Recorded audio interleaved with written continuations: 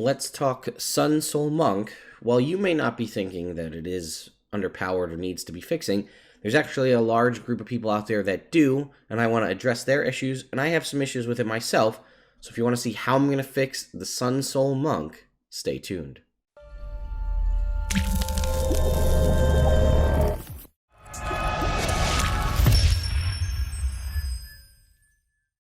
Hello everyone and welcome back to Fixing 5e, a series where I go back and look at various aspects of 5th edition Dungeons & Dragons that could use a little bit of love. Whether it's something that was just left behind and doesn't match up to the current power level or power creep, if you will, of the current game, or something that just got left by the wayside and maybe missed out on a few key tweaks from when it was originally released. As I discussed earlier, we're going to be talking about the Sun Soul Monk, your really only main opportunity to play a Dragon Ball Z fighter type character in 5th edition Dungeons & Dragons. So let's talk about what the issue is. I do want to say up front, I do have a cold and I'm kind of sick, so you may hear that in my voice. But at level 3, you get Radiant Sunbolt. You get a new attack option when you take the attack action. You can make a ranged spell attack with a range of 30 feet. You are proficient with it, and you add your dexterity modifier to its attack and damage rolls. The damage is radiant. Damage die is a d4, and it scales with your martial arts die, so a d6, d8, and maxing out at a d10. When you take the attack action on your turn and use this special attack, you can spend a key point to throw 2, similar to a flurry of blows, and then when you get the extra attack feature, you can use this for either one or both of the attacks. So, on the base, this is great. This is a monk with canonical ranged damage without having to be limited to very minimal monk weapons, right? So you can hurl your little ball of radiant energy as best you can, throw your balls of radiant energy to deal damage. So there's a couple of things that I can see issues with. One is you can only do these attacks as a bonus action, and that means that with a key point.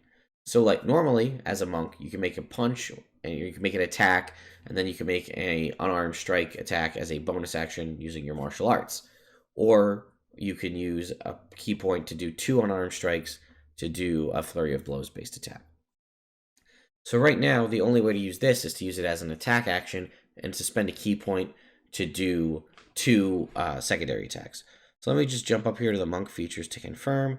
When you take the attack action with an unarmed strike or monk weapon on your turn, you can make 1 unarmed strike as a bonus action. So the thought process that I agree with is make this count.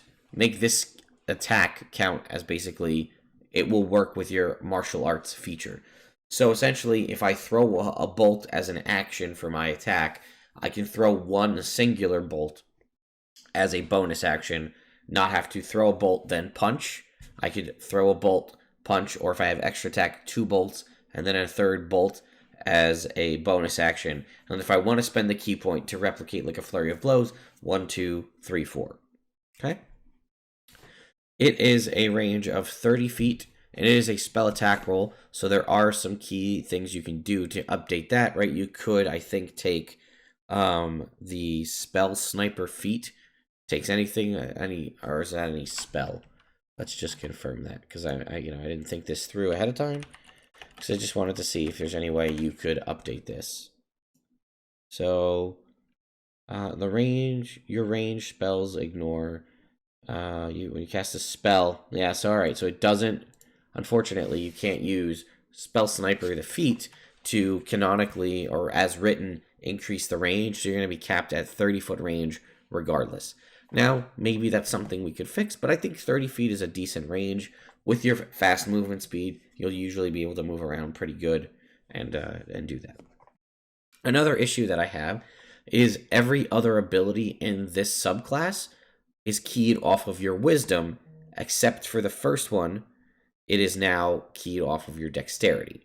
So perhaps we make this, you are proficient with it, and you add your wisdom modifier to its attack rolls and damage, or you use your wisdom modifier for the, you are proficient with it, and you add your wisdom modifier to its attack rolls and damage. It's a spell attack, it being wisdom kind of makes sense, and then that way it synergizes with everything else you get in the class. I kind of like that idea, and this makes it more of a wisdom-based class, whereas everything, like I said, everything else you're going to get is based off your wisdom, except for the key ability you get at level 3. So that would be how I would kind of fix Radiant Sunbolt. Another thing you could possibly do if you wanted to add some flavor would be like maybe give them the light cantrip. You now know the light cantrip. Wisdom is your spellcasting modifier for this spell. I don't really think you need it, but you know it's something you could maybe also add. Like you could conjure one of the balls in your hand and not throw it to simulate a light spell, or maybe again just use the light spell as a way to get around them. So then if we look at the 6th level ability, Searing Arc Strike, people have a lot of complaints, and I can understand these as well, about getting this at 6th level, and I'll talk about that as well. So let's see what we get first. So we get the Burning Hands spell, right, as a bonus action, which is something that, with the exception of a Sorcerer's Quicken spell, you don't get the option to do that any other way. So immediately after you take the attack action on your turn, you can spend 2 key points to cast the Burning Hand spell as a bonus action. Now, here's where a lot of the issue comes up. We are 6th level.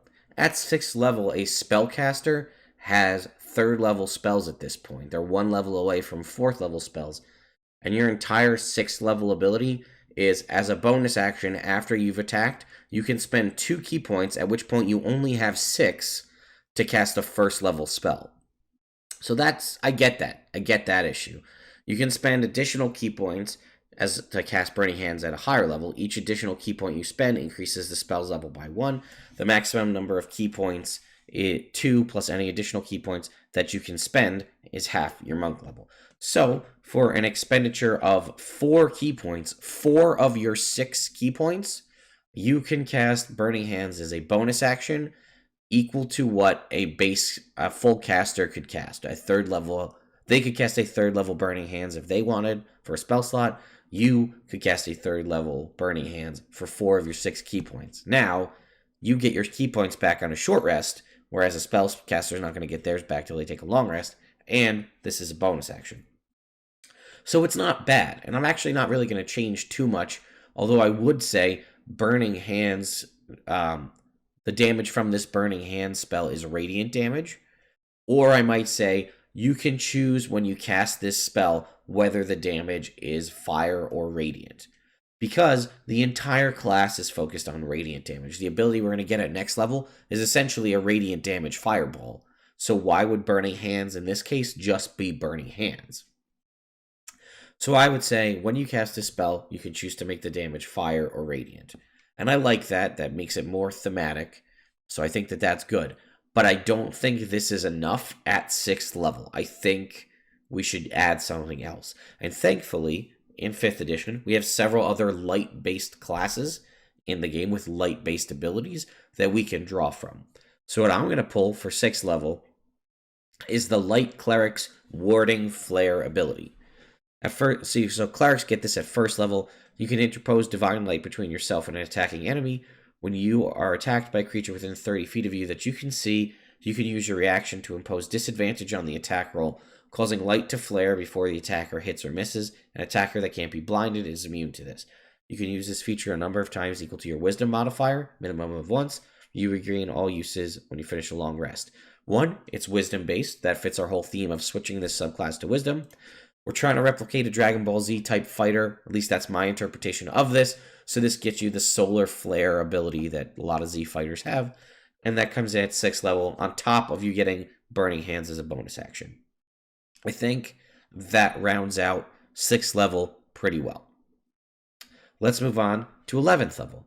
You get Searing Sunburst as an action. So you're giving up potentially at this point 2 1d8 Sunbolts, or if you use a key point, 4 1d8 Sunbolts. So 4 Sunbolts that are doing a d8 plus your Wisdom modifier. In my case, base game is a d5 is a d8 plus your Dex modifier. But either way, 4d8 plus modifier 4 times to throw something else. So it's got to be a significant investment regardless of what it is. So you create and hurl a magic orb that you choose to spot within 150 feet. It erupts in a sphere of radiant light for a brief but deadly instant. So it is essentially a fireball spell. Each creature in that 20-foot radius must succeed on a Constitution saving throw or take 2d6 radiant damage. A creature does not need to make that save if they're behind total cover that is opaque. You can increase the sphere's damage by spending key points. Each point you spend to a maximum of 3 increases the damage by 2d6. So, what are the issues with this? Well, similarly to what we just said, you are 11th level. You are just getting access to a 3rd level spell, for all intents and purposes. Now, you can cast it at its base level of 2d6, which is the equivalency of a 1st level spell for most other things. Or at this point, cantrips are doing 3d6, right? For not expending any key points at all, you're giving up 48 damage based on your punches or your radiant sunbolts to do 2d6 damage out to 150 feet in an AoE 20-foot radius sphere. Not only is it a Constitution saving throw, a very common save for most enemies in the game, if they succeed on the saving throw, they take 0 damage. So the very base thing we do to this is we say, if they succeed on the saving throw, they take half damage. That's a simple thing. That makes up for a lot of the issue in that it doesn't deal any damage if they succeed. Con save, as we stated, is very common for enemies, so chances are they may make it. Let's give them half damage on a success. Here's the other side of this thing, right? We are spending 3 key points to get 8d6 damage, and that is the equivalency of a fireball. So we are spending 3d6 at 11th level to cast the equivalency of a fireball when casters have, 6th level spells at this point? So it's just, there's a little bit of a discrepancy in how this works, considering earlier on we could spend 3 key points at level 6 to cast a 3rd level spell. We have to spend 3 key points at level 11 to cast a 3rd level spell.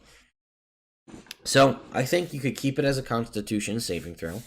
I think you could still keep it that you can cast it at base to deal 2d6 damage, so you've essentially... Actually, no, I'm going to change that, because like I said, cantrips at 11th level deal 3d6 damage. Any cantrip that deals a d6 worth of damage does at least 3d6 damage. So I think we should change that. And I might remove this, creature doesn't need to make the save if they're behind total cover that is opaque, because Fireball explodes and goes around corners and fills the space. So I might just pull that line out. So maybe we keep it 3d6 is the base and then increase the number by an additional 2d6 so we don't get higher than a Fireball would be for only using key points. Yep, I'm going to revise my original statement. It's 3d6 base and then maximum of 3 key points to increase the damage by 2d6. I think that works out pretty well. And lastly, the worst ability that you get here is the Sun Shield. You become wreathed in a luminous magical aura. A lot of people see this as sort of a Super Saiyan style thing. You're covering yourself in light. You shed bright light in a 30-foot radius and dim light for another 30 feet. You can choose to extinguish or restore this as a bonus action. If a creature hits you with a melee attack while this light shines, you can use your reaction to deal radiant damage to the creature. The radiant damage equals 5 plus your wisdom modifier. So again, here's a wisdom-based ability. It is reaction to do free damage to one creature. And you can do this an unlimited number of times. It's just a bonus action to activate it and turn it off. I think that it's a little weak for it being an ability that you get at 17th level, when considering other monks get ridiculous abilities at 17th level, like Open Hand Monk getting the ability to just kill somebody outright, Long Death Monk getting a chance to do 20 D10 necrotic damage to a creature. There's a lot of stuff going on that other folks can do at level 17, and you can make yourself glow as a bonus action, and then as a reaction deal maximum, really, 10 points of damage to one person when they hit you. So let's look at other classes that have kind of capstone light-based abilities and see what we can draw from. So a Devotion Paladin can, for a minute, generate bright light in a 30-foot radius and dim light in another 30 feet, the exact same ability. What happens when they do that? Whenever a creature starts their turn in that light, they just take a flat 10 radiant damage. In addition, you have advantage on saving throws cast by fiends or undead. This is only a once per long rest ability. So we've got the same glow up and lighting up kind of thing.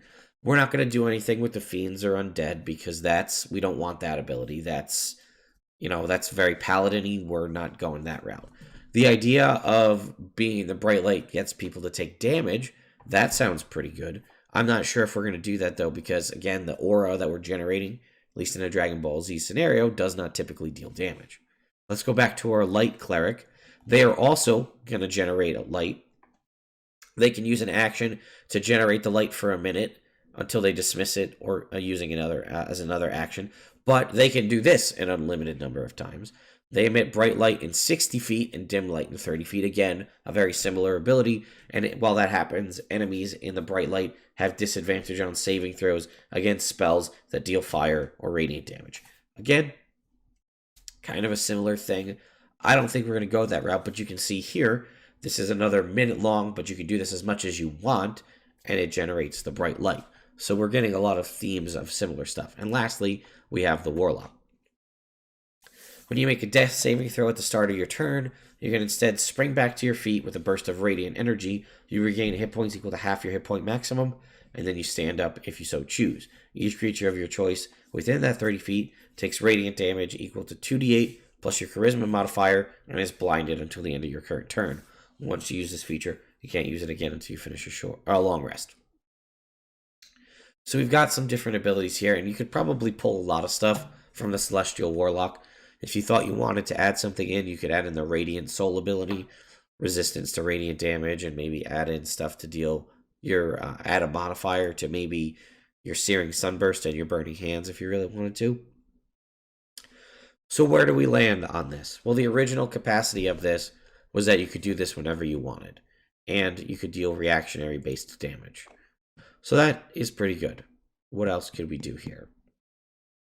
Well, we added in some reaction utility by giving Warding Flare to our Warlock early on, so we don't have too much competition for our reaction, but we could probably keep this.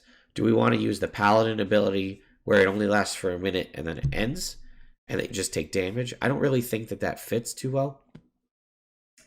This is a bonus action to activate it. For the Light Cleric, it was an action, and they had disadvantage on the saving throws.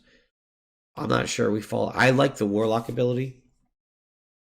So part of me is saying just direct copy paste this over as your 17th level ability. Granted, Warlocks get this 3 levels earlier, so how do we make this a little bit better? One thing that I thought about doing would be maybe you allow them to do this without dropping to 0. When you're below half hit points, you can choose to use this ability while you're still standing as a reaction. You can choose to regain hit points equal to start your hit point maximum and deal damage to people. So this is an ability you're getting at 17th level, and it has to compete with stuff that's really difficult. So ultimately where I've landed is keep it similar to the Cleric ability, that as an action, you can use your action to activate an aura that lasts 1 minute or until you dismiss it for another action. It is still unlimited. You can still choose to do that whenever you want. And then you shed bright light in a 30-foot radius and dim light in an additional 30 feet. Any enemy creature that starts its turn in the bright light takes 10 radiant damage. And then we go, whenever a creature hits you with a melee attack, they take radiant damage equal to 5 plus your wisdom modifier. So they take damage if they're staying next to you, and if they actually go and hit you, they're going to take additional damage. I think that that's pretty good. It's still an action to activate this aura. It lasts only for a minute before you need to use another action to activate it again. Once it's activated, if you want to turn it off because you're shining a bright beacon of light, you have to use another action to turn it off. And then it deals damage to enemies within 10 feet of you. And if they choose to hit you, then they're going to take damage equal to 5 plus your wisdom modifier. You could probably tweak this and remove the starting your turn thing, so anytime they hit you, they take the damage, as opposed to just taking damage when they start their turn there. But I like this. I like it removing the idea of having to use your reaction. It's just a constant on thing. You're just dealing the damage outright. I think that that works pretty well in the long run. But I'm curious what you guys think. I should also say that Searing Arc Strike, the ability with Burning Hands, if you choose to use a Stunning Strike earlier on and they fail it and they're stunned, they automatically fail the Dexterity saving throw for Burning Hands, so they'll take basically the full amount of damage if you do choose to use Burning Hands. The only difference is, it's funny, you could stun them and then hit them with Searing Sunburst, and they could still resist it because it's Constitution, not Dexterity. That's it, folks. Sorry for so many jump cuts. I've been slowly dying throughout this video, but I wanted to make sure I put this out there. Let me know what you think in the comments below. Have you played a Sun Soul Monk? What are your thoughts? Did you feel underpowered to the other members in the party? Did you guys feel this way before you started listening to this video? I'm curious. What do you think of my fixes for the Sun Soul Monk? I was trying to keep it in theme with the Radiance idea. I think switching it over to Wisdom entirely makes sense. It theoretically allows you to dump Dexterity, but if you want to have a high AC, you're going to want to keep that. So I'm curious what you guys think. Let me know in the comments below if you have any other fixes and what other stuff you'd like to see me fix in the future. Thank you all so much for watching, and I'll see you next time.